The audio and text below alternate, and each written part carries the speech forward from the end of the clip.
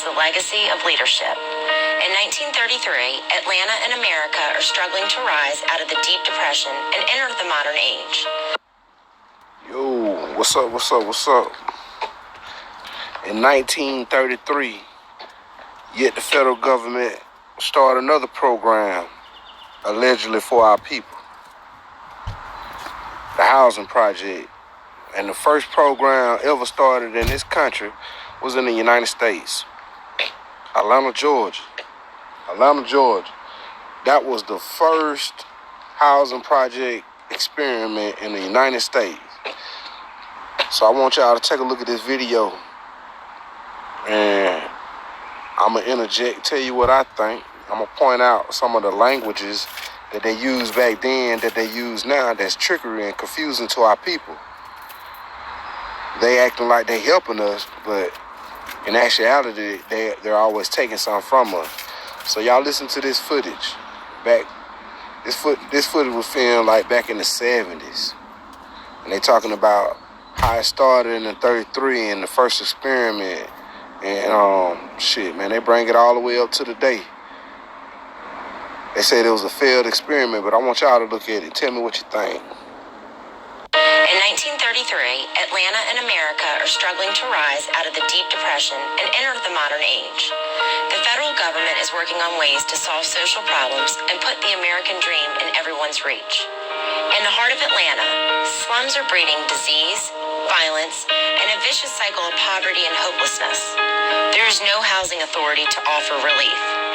The deplorable conditions forge an alliance between two unlikely partners. All right, here we go. Narrator, a person who narrates something, especially a character who recounts the events of a novel or a narrative poem. His poetic efforts are mocked by the narrator of the story. We need to understand what a narrator is and what their objectives is. What's their point? Now, as you can see already, they say we from the slums and we were living in the slums before the housing projects. We had diseases, crime was high, and they couldn't lend any type of housing assistance because we didn't reside in the federal government houses. Listen to what they just said now. This is the same narrative that they keep imposing on our people. Same narrative. The same exact thing that they said happened to the Indians. Let's listen a little bit more carefully.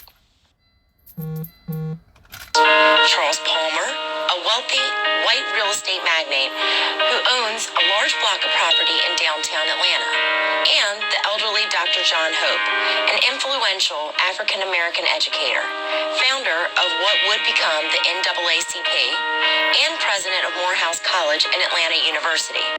Now, I ain't gonna be the one to say it. I'm definitely not gonna be the one to say it.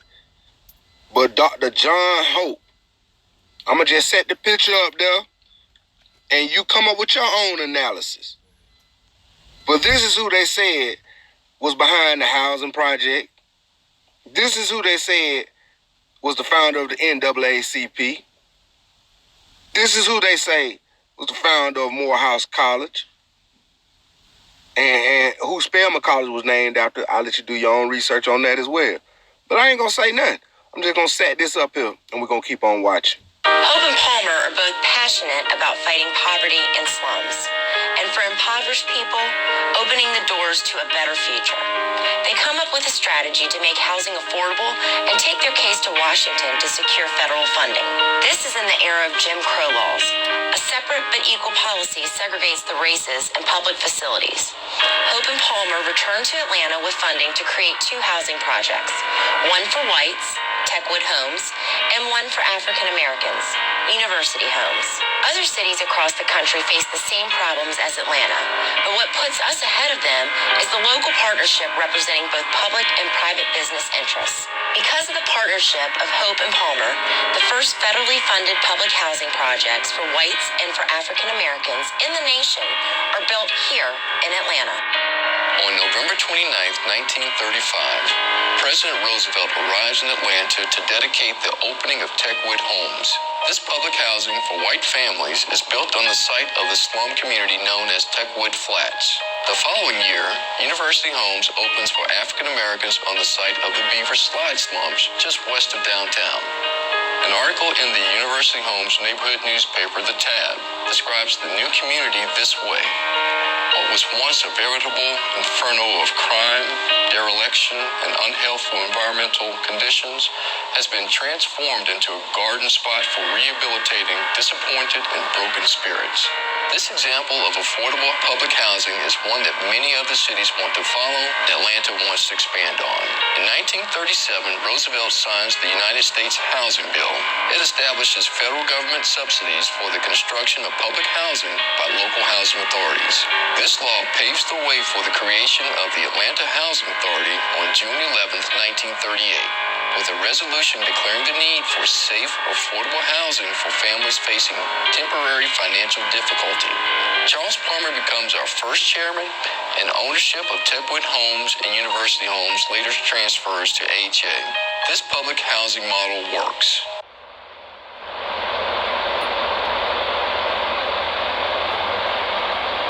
Now they say the housing model works.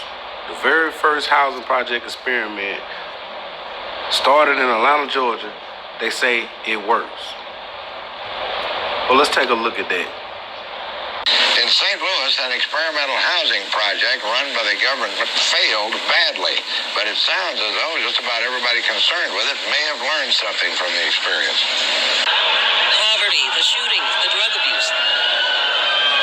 Two guys got in a fight right close in front of my house. I saw one peep his head around the corner. Pow, pow, pow. It was just like you was in a movie. I would never go into East Lake Meadows alone. Shirley Franklin, now Atlanta's mayor, remembers the old East Lake well. How bad was it? Well, the statistics suggested it was just awful, that it was completely dysfunctional community. An Atlanta philanthropist named Tom Cousins, a developer from the other side of town. It is almost beyond description. Trash everywhere, windows broken out of the apartments. Crime was rampant. No attempt to hide the drug dealing and drug selling on the streets. It's the 1960s and 70s, a time of major socioeconomic shifts in Atlanta. The Civil Rights Act of 1964 legislates racial integration of public institutions, and AHA communities are no longer legally required to be racially segregated. The post-war boom brings about widespread urban renewal.